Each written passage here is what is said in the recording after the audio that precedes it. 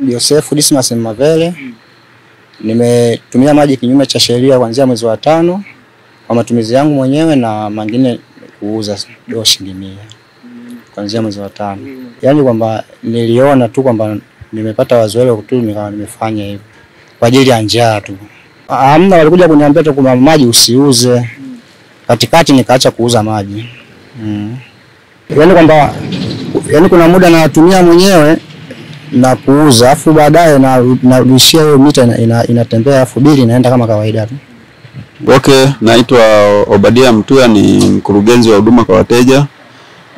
Tupo katika kijiji cha Namakongwa, kata ya Chanikanguo.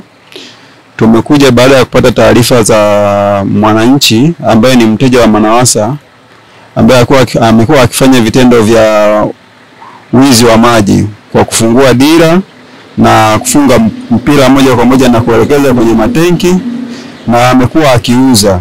Bahati nzuri tumemkuta na yeye mwenyewe ametoa ushirikiano na amekiri kwamba amekuwa akiuza maji kwa ndoo shilingi 100 kwa wananchi, lakini usiku kama sasa hivi amekuwa akiunganisha moja kwa moja kwenye miundombinu yetu na kufunika na turubai.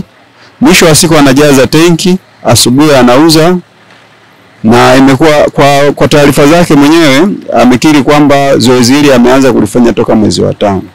Kwa hiyo kwanza tunawashukuru wananchi, lakini pia tunazidi kuwasihi kuendelea kutoa ushirikiano ili kwanza kufanya ulinzi wa miundombinu, lakini pili kuhakikisha kwamba maji yote ambayo yanatumika na wananchi basi yanapita katika dira ambazo taasisi tumewafungia.